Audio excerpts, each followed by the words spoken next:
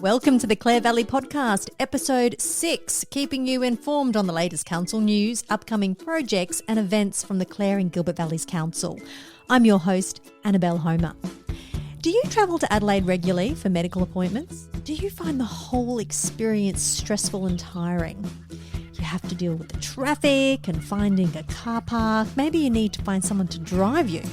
Well, there is a solution, and you'll hear all about it in this episode. Also, a women's shed is being set up in Clare. The men's shed concept is quite well known and a successful movement nationwide. So what's involved in a women's shed? People want to learn how to change a tyre, they want to know how to change their oils, the stereotypical men's jobs around the house. There's a lot of women out there who would love to know how to do them and just don't know where to get that information from. But first, let's get the latest from the Clare and Gilbert Valleys Council with CEO Dr. Helen Macdonald.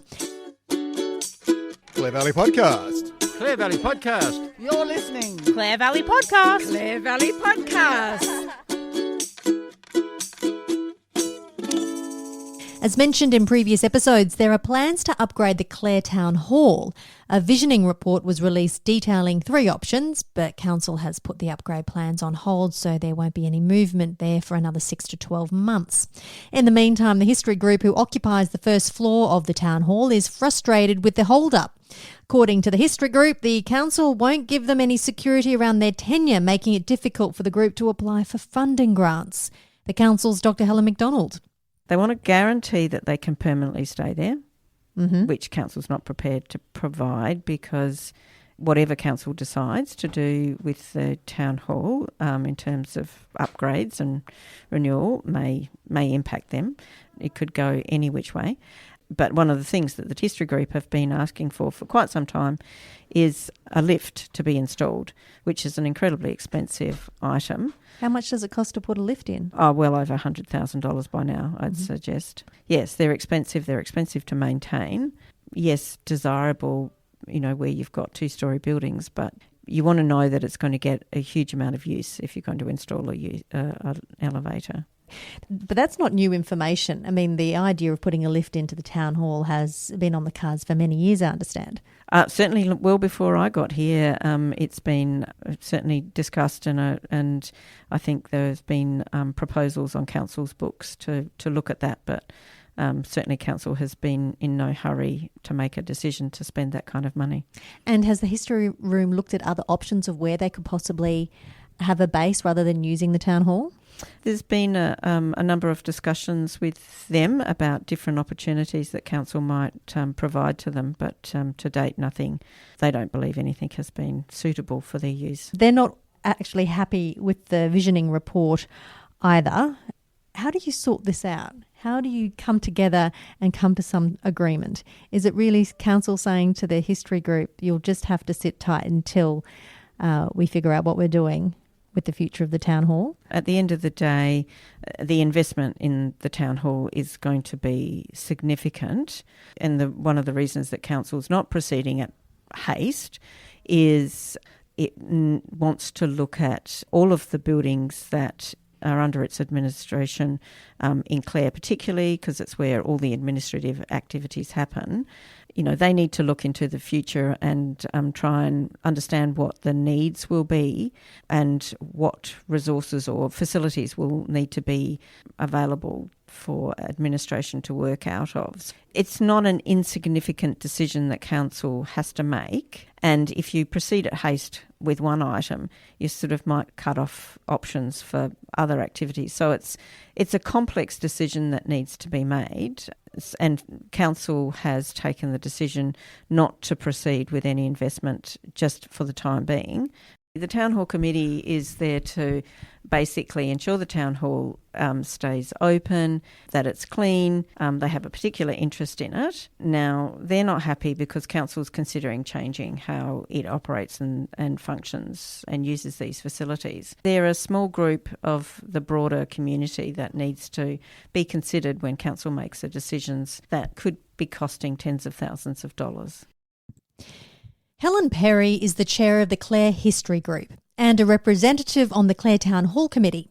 She says moving to another location is not such an easy exercise when dealing with sensitive archival information. We've investigated a lot of other locations.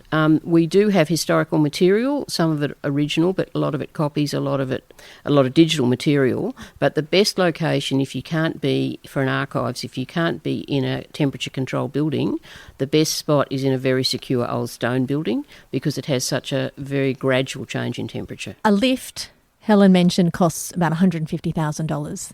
Is it justifiable to spend that amount of money? Well, it certainly has implications for the ongoing use of that area, whoever's there. For us at the moment, it's crucial for our older visitors and our older volunteers who can't manage the stairs. In the last few years, we've lost several volunteers because they've got into their 80s and can no longer manage the stairs, and yet they were still able to do useful work for us. Visitors coming in from other places, and if it was known that we had disabled access, we would have more because we have a web page, and while we have a regular group of volunteers on a Friday and visitors coming in, it would be appreciated if people knew that they could have access. That's Helen Perry, Chair of the Clare History Group and a representative on the Clare Town Hall Committee. Moving away from the Clare Town Hall to rates. If you're a regular listener to this podcast, we've discussed rates before, and you may well know that Council has been undertaking a review looking into how it charges council rates to make it simpler, fairer and more equitable for all ratepayers. Well, Council is still seeking further information about how to spread the burden of rates across all sectors: residential, primary production, commercial and industrial. Back to the Council CEO, Dr. Helen Macdonald. Because the whole rate review is about, do we have the structure right? Is our policy right in terms of how we calculate rates? That's really what it's about. And should there be a fixed rate? Should there be a minimum rate? Should we have differentials? If we have differentials, what is the reason for those differentials? So that's really what it's about. To be clear, rates are not a tax on income. It is a tax on land. Council has asked for some modelling to be done so they can understand if this is what they are looking for. So firstly, Council is investigating whether to replace the minimum rate with a fixed charge. So what does that mean? The minimum rate as opposed to a fixed charge it has different consequences in terms of who carries that burden. So normally the argument is that a minimum rate, there's a higher burden carried by those with lower valued properties, which is often people on lower incomes, whereas a fixed charge can spread that burden slightly more evenly. So there's less of a burden on people with low value property. When it comes to primary production, Council's seeking further information on this, but reducing the discount of primary production rate to 32% in the dollar. So what was it before? At the last budget, it was 43.7, 45% of the standard residential rate. So what is the reasoning behind reducing that discount? Again, is that just spreading the burden? Yeah, it's about spreading the burden. So it's about primary production just picking up more of the burden of rates. Yeah, what usually comes in to try and argue about differentials for primary production is that primary production, although the value of the properties are high and obviously the land sizing is much bigger too, so the total rate burden is high, but primary production needs to have a huge discount because the income is low. That's the argument that's placed. And part of what the council has asked for, information was provided to them which looks at agriculture at a national level, which indicates that there has been a rise in income for primary production. But if you use a particular tool that the Regional Australia Development Board uses, and you look at the Clare and Gilbert Valleys, it looks like the primary production income is on a decline. Now, so the councillors have asked, well, is that correct? And if so, why is the difference? It may be no more than the fact that trying to drill down to the Clare and Gilbert Valleys is actually distorting the data because the data is not granular enough to supply an accurate picture. Councillors have seen information, but they're asking for a better understanding of that.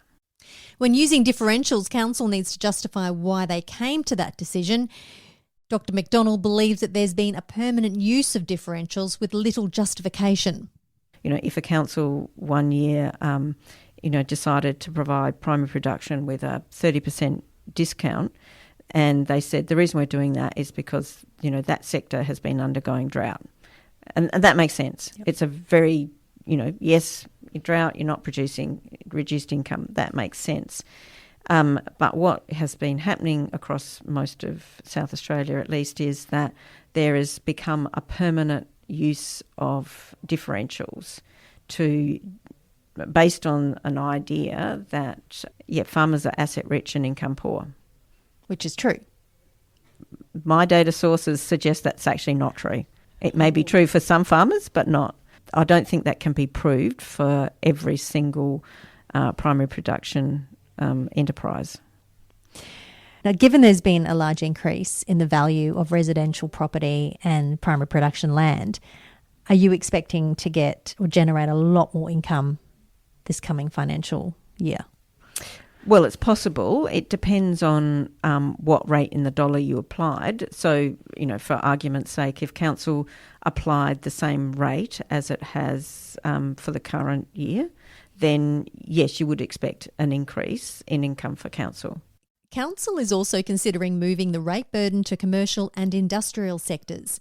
The challenge in doing this for the commercial sector in particular is it will likely increase rents and possibly keep shops empty. Dr. Helen Macdonald says these changes could be put in place this coming financial year. There's certainly elected members that would like to see this to be resolved, so it could be part of the next budget round. If council comes to a decision, then this would be applied. But from my point of view, there's no imperative that be done before or in time to be included in the budget. It's about getting the policy settings right. That's what this is about. One, I would have expected that councillors would have been closer to making a decision by now, but that's not the case. There's obviously more differences in the chamber than, anticipated. So the councillors at this point in time are collecting information so that they can ultimately come to a decision one way or the other. And to make things a little bit more complicated, people probably don't realise that the actual numbers for the rates, what people see in their rate notice, is ultimately decided at the very 11th hour, because we have to use the latest property valuations. And at the moment, the latest property valuations generally come very end of May, early June. So generally after we've gone out for consultation, we will have an update to the property valuations, which will impact the calculation that staff have to make, so that, what ultimately goes on the rate notices. Changing pace, the Auburn Rec Committee is amalgamating with the Auburn Community Development Group, a good move for the community of Auburn, as now they have more freedom to make decisions at a grassroots level and not have to consult council at every turn. And finally, good news for the Clare Sports Club. Council has made a decision to help the sports club with finance. Council did make a decision on Monday night to have a bridging loan available to the Clare Sports Club.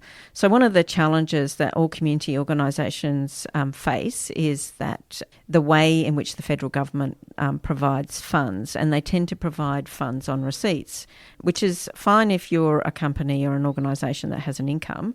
And we all know that, community clubs and organisations don't have regular incomes and in fact over the last couple of years have suffered because of COVID.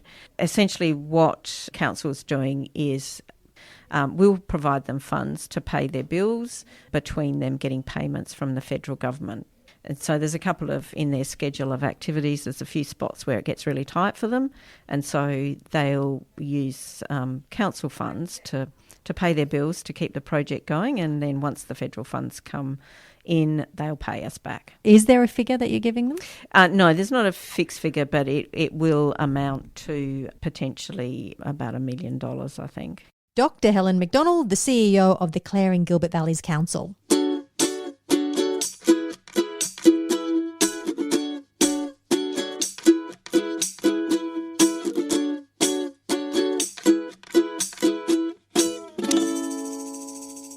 You may have heard of the men's shed movement, but what about the women's shed? 2 fourth-year occupational therapy students from Uni SA are working on implementing a women's shed in Clare. Over the last couple of months, they've been seeking community input to see if there is a need for a space for women to learn certain skills of choice. So far, the response has been overwhelming, with many people saying they want a space to learn practical skills like fixing a tyre or changing the oil, those skills that are stereotypically left for men. I caught up with Fung Nguyen and Georgia Zeitz to find out more about the project and how you can get involved.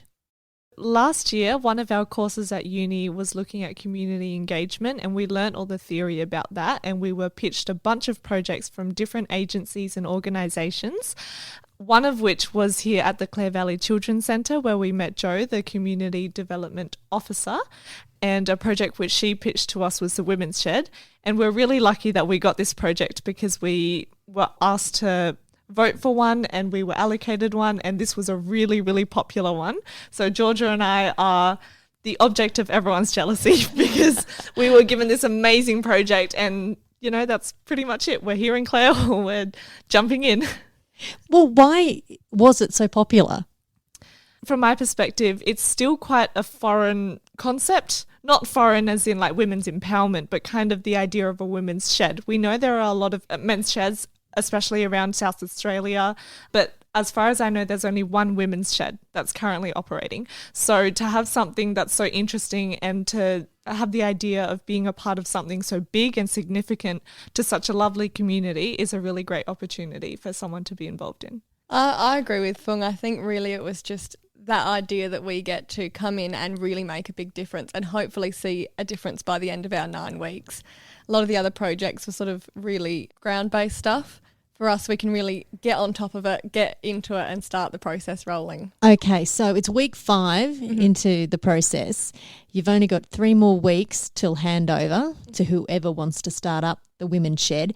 We all know, as you alluded to before, Fung, that there is men's sheds all over the country. And it was probably more of a mental health initiative for men who have retired or need to get their hands dirty or do something practical, and they can all go to one communal area to do what they need to do. The Women's Shed, is that along the same lines?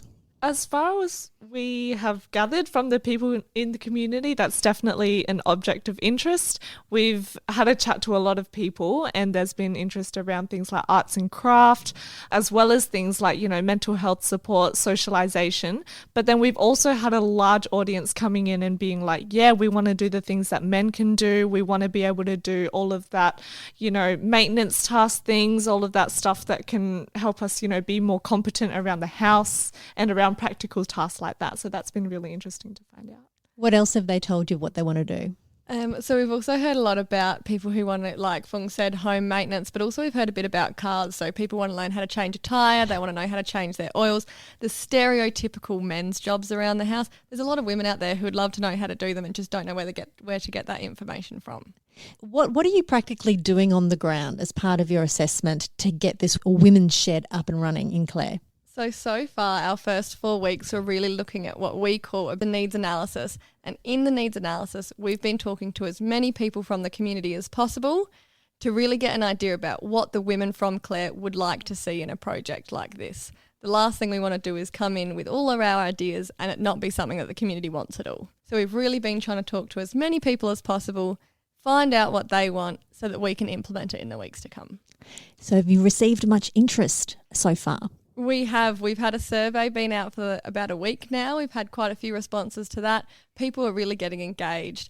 And the great thing as well is a lot of people have heard about us now. So we're getting approached in the street and people are saying, oh, I love this project. It sounds fantastic. How can I get involved?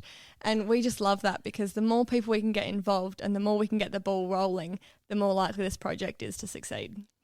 Have you received most interest from a certain demographic?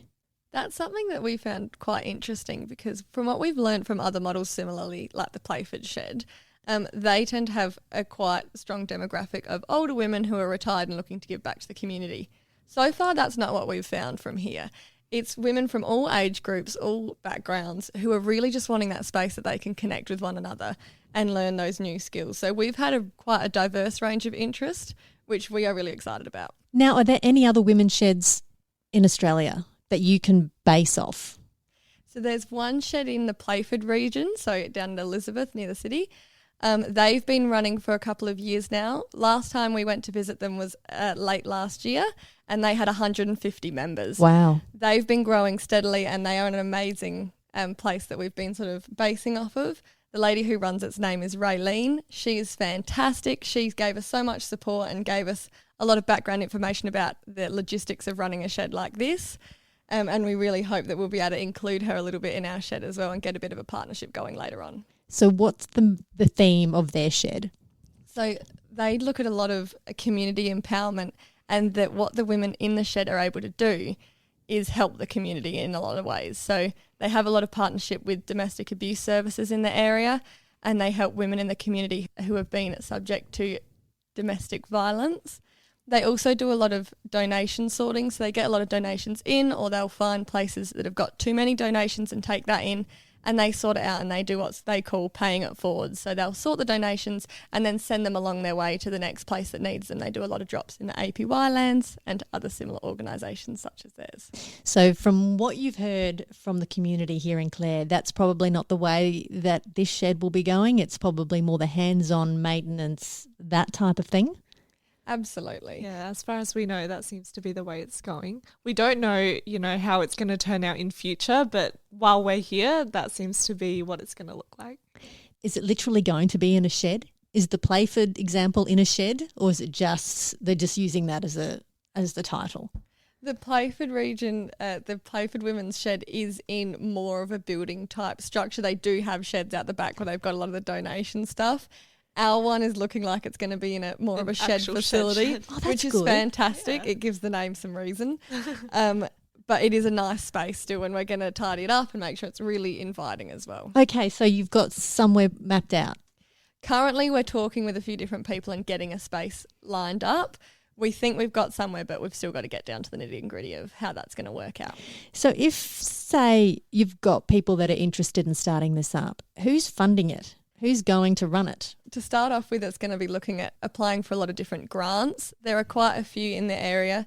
We are also aware that for the Playford Women's Shed, when they opened, they were able to use some of the insurance and stuff like that through the Men's Shed Association. So we're hoping to partner with them once we've got the ball rolling a little bit further and see what support we can gain through them. I think after finding out the community need, that's when we get into things like the funding, the insurance, the structure and stuff. So that's what our next few weeks will be really buckling down on. So yeah, that's as much as we know. Yeah. So what is the next step then? The next step for us is after we've gone around and really gotten a feel for what people want, we have picked out a few people or groups who we will use as a reference group. So they will represent different communities and groups from Clare and kind of give us an idea of, the community culture, the values and stuff, while we develop a plan to get the shed to launch essentially while we're here. I think that's our plan for now. Once you hand it over in week 9 and there's nothing really set in stone, there's no community group or person that is willing to take it on, what will happen? Will it just stay as a document until someone's willing to take it on? What's the plan? We're hoping to line up some people while we're here to really make sure that there is that person to keep it going, because that is always a risk, that you write this document, you make these recommendations and they just sit there. If that happens, that means we haven't done our job correctly. So our hope is while we're here, we're going to be able to line up those people who are willing to continue running it along, and that we can just support them with the information that we've gained from these 9 weeks. Good luck with the project. Will be very interesting to find out where it goes following week 9 and whether it's implemented in the Clare Valley. And I think it's a great initiative, and well done to you both. Thank you. Thank you. Thank you so much. Thanks for having us. Fung Nguyen and Georgia Zeitz, 4th-year occupational therapy students from Uni SA, currently doing their placement in Clare and implementing the new Women's Shed concept. There have been many former OT students that have done their placements here in Clare that have started projects that have been a great success, such as the Lions Furniture Shed and the Bikes and Brekkie initiative. So hopefully the Women's Shed will be added to the list of successful initiatives. If you'd like to find out more about the Women's Shed, call the Clare Valley Children's Centre or email them. All the details are in my show notes. Clare Valley. Clare Valley. Clare Valley. Clare Valley. Clare Valley Podcast. Clare Valley Clare Podcast. Valley Podcast. Clare Valley Clare Podcast. Valley Podcast. You're listening. Clare Valley Podcast. Clare Valley Podcast. Are you travelling to the city often for medical appointments and the whole experience stresses you out? The traffic, the parking? Well, did you know that there is a transport service in Clare that will drive you down to Adelaide or to other mid-north centres for your appointments, and at a very affordable cost? It's called the Mid-North Community Passenger Network. It's not new, it's been around for 20 years. It's a very professional outfit with 54 volunteer drivers and 8 vehicles, helping over 1,000 clients across numerous Mid-North Council districts. The network's coordinator, Damien Graham, has been at the helm for 15 years and runs a very tight ship. Though the network is all for people needing transport to medical appointments, it can also be used for social inclusion purposes such as weddings, funerals, christenings and other social engagements. I caught up with Damien to find out more about this invaluable service. There was a need back then for transport due to the lack of public transport that was offered. So what happened was that the 4 councils got together, which is Clare and Gilbert Valleys Council, they're the auspicing council, Regional Council of Goyder, Adelaide Plains Council and the Wakefield Regional Council. They got together and decided that they'll look at doing community transport. Okay, so community transport is designed so people around the area of all age groups, of all backgrounds can access this transport to make life easy to go to Adelaide and all that for medical appointments. Who is eligible for this service? Well, when I first started 15 years ago, they did have restrictions on who could use it. So it was things like, people who were elderly, frail, aged, disadvantaged, disabilities. The shackles have been lifted now, and they've actually decided that everyone can use it. So it is a community service. It is a passenger network for the community. So you don't have to have any take on what you want to do. You can turn around and just use it anytime you want, as long as it's free, and go from there. And you can use it around the local area. You can even use it to go to Adelaide for medical appointments or even shopping. Yes, you can. Yeah, there's many things that we can utilise the network for. Primarily, it is used for medicals, but we do have a shopping bus that runs on Thursdays too, which does certain areas of the valley. Most of the times that we can do social inclusion, so we can take people down to Adelaide. They visit people. We've even done things like taking people to christenings, funerals, all that kind of stuff. So, but medicals are priority. So, the whole key of it all is that to ensure that you are booking in advance. If you leave it to the last minute, it's very hard for us to help what you need to do. If you are a young person, you've injured yourself in footy or netball, and you've got no one else to take you down to Adelaide for, say, a medical appointment, you just have to call this service, and that's one way of trying to get down there. Yeah, that's exactly right. Yep. So what you need to do, if you haven't used us before, we ask you to register with us. Okay, that's purely for insurance purposes. So we just ask basic questions like who you are, where you live, an emergency contact, any medical conditions that we should be aware of, just so if anything happens during the trip, we're covered for it, we know what's going on. And give us plenty of notice, and we help you out the best we can, yeah. How many people are accessing the network? Currently, in the region, I have 1,782 clients. So of all age groups, of all different nationalities and all that. So yeah. Wow. You've been involved for 15 years. How much have you seen it grown over that time? Oh, massively. When I first started, it wasn't in a really good state. So I got advised by the previous CEO to ensure that gets up and running. I basically gave me 6 months, which was really good to hear when I first started my job. I turned it around within 3 months. So I did basically went out to everybody, saw community groups, had a chat. I've been doing radio advertising, adverts in the paper. I do cinema advertising. The cars are all signed up. So all the drivers have uniforms to wear. So it's a very professional outfit now. It's very well recognised, and the drivers do have a lot of pride and ownership in doing what they do. How many vehicles do you have? Currently, we have 8 vehicles. Is there a need for more? Yeah, there would be a need for more. I'll get to that in a minute. But we have currently 7 Hyundai Tucsons SUVs, specifically bought due to the fact of people can get in and out of the vehicle easy. It's good on fuel. and lots of room in the vehicle. That at the moment is being revised. We're actually in the process now of changing that whole fleet over to Toyota RAV4 hybrids because of the cost of fuel, all that stuff that goes along with it. And the other vehicle we have is a Volkswagen Caddy, which is a wheelchair access vehicle, which can also act as a normal car transport as well. So 8 vehicles. So these vehicles are all strategically placed around the Mid-North region. Everyone that needs to drive it, all the volunteers, they can access those vehicles quite easily, and everyone gets a fair shot at using them. So who funds this network? Is it council money? Yeah, well, that's part of it. Like the ratepayers paying for this? Yeah, so the Commonwealth pay for it. State government also put funding in towards it as well. Clients pay a fee for service. Okay, so that's the distance travelled from their home to the appointment return.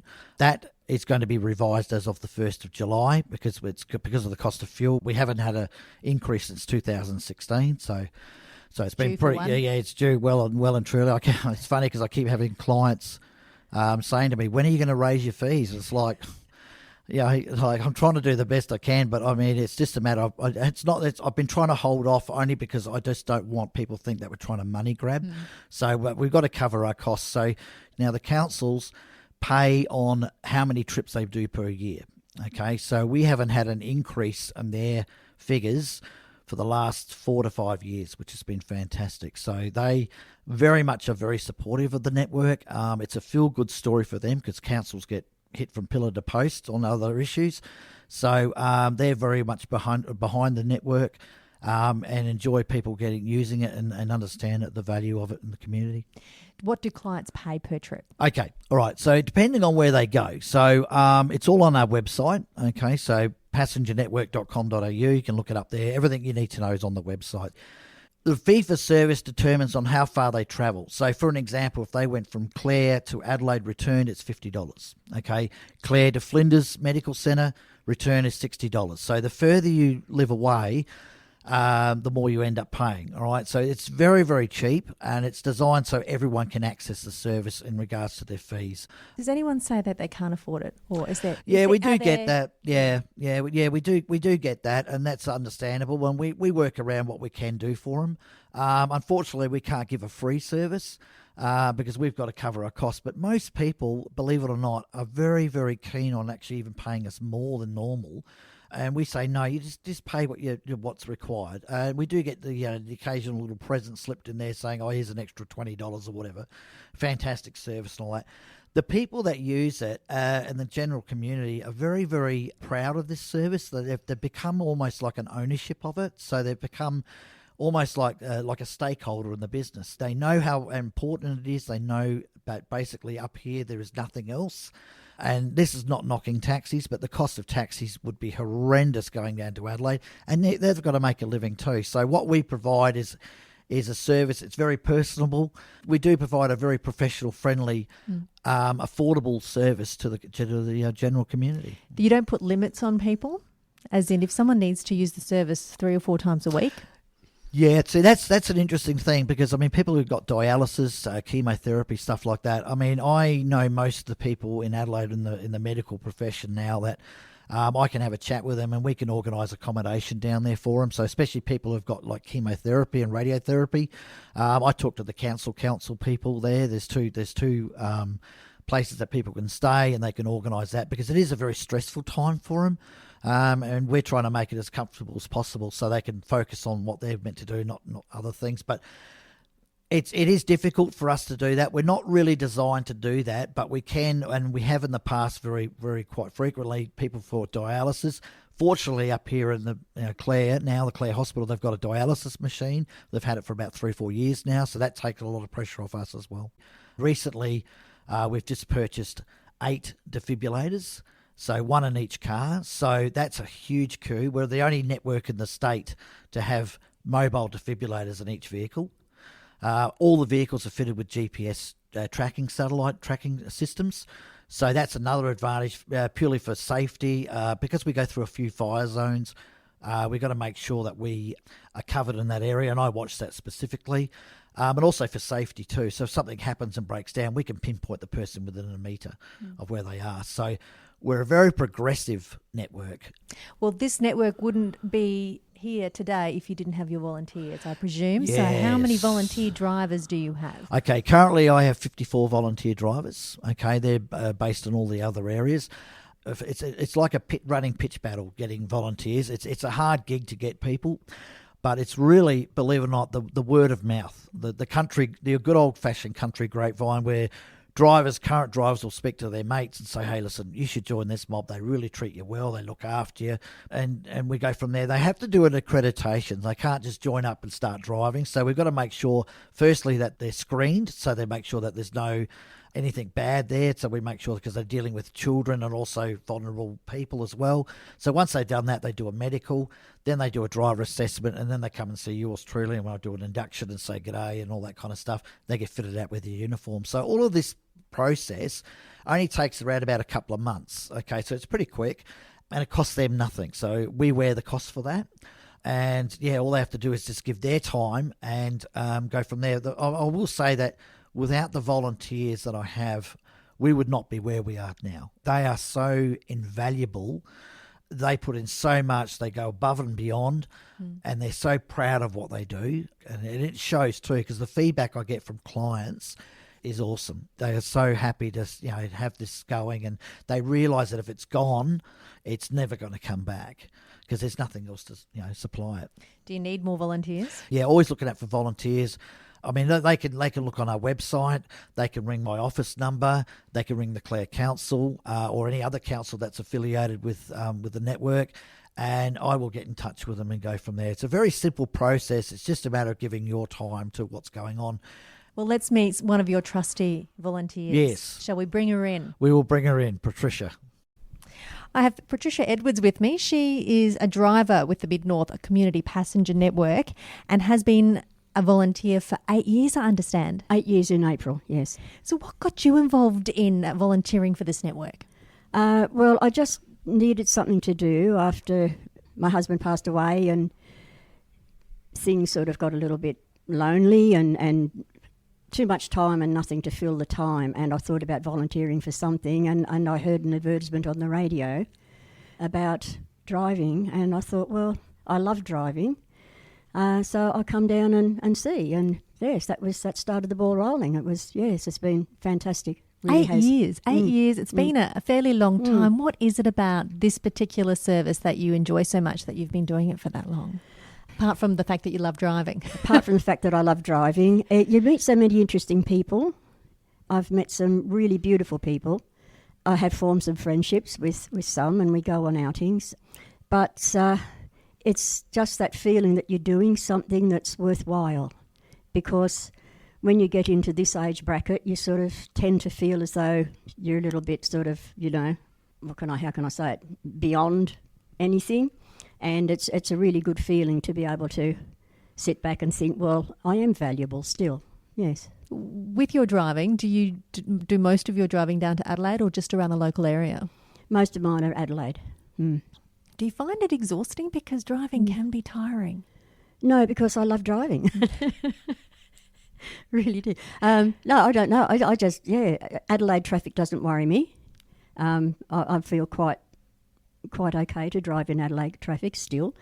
No, I don't find it tiring at all. I just enjoy it. I just enjoy the whole aspect of doing it, yeah. Do you mind if I ask you how old you are? I'm 82 next June. 82? So how many years do you think you'll continue doing this? Let's be reasonable. No, once I start to feel that I'm not confident in my driving anymore, that's when I would stop, and I would also stop driving myself. Because, how many people how many times do you see on the news where somebody's put their foot on the accelerator instead of the brake because you don't want to do that. So what would you say to someone listening to this who is wanting to volunteer for something or needs to fill a void in their life? Yeah. I would say that it is very fulfilling.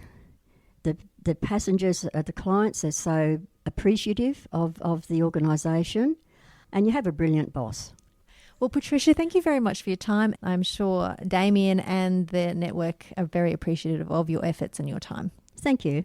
Well, as Damien mentioned, there's over 1,000 people that access this network right across the council area. Margaret Bowd is one of them, and she's been using the service for a number of years. Margaret, you're from Clare. How long have you been using the service?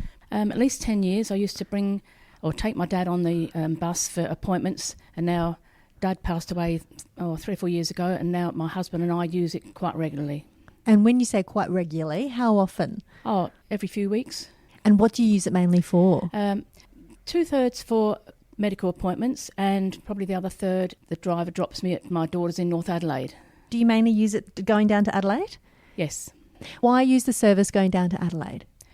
Because it's such a valuable service. You don't have to worry about parking. It's very affordable, and what better service than getting picked up at your door and dropped at your destination. And the driver is excellent, and the whole team is excellent and very obliging, and it's actually a fun day out. I bet you don't have all the stresses of driving in the traffic and, as you said, parking. That is so true. And do you use it also like as a social outing for you? As you said, they drop off at your daughter's place in North Adelaide? Yes, and sometimes for shopping or, with a friend or meet a friend there. So it's very adaptable, very affordable, and I think the community, would be absolutely lost without it. Margaret Bowd, a passenger of the Mid-North Community Passenger Network. To find out more about the network, contact the Clare and Gilbert Valleys Council office or hop online passengernetwork.com.au. All these details are in my show notes. That's it for another episode of the Clare Valley Podcast. If you enjoyed this episode, please rate and review. It'll help the podcast go up the charts. If you have an event or an issue that you would like discussed on the Clare Valley Podcast, don't hesitate to get in contact. This podcast is brought to you by the Clare and Gilbert Valleys Council. I'm your host, Annabelle Homer. Catch you next time.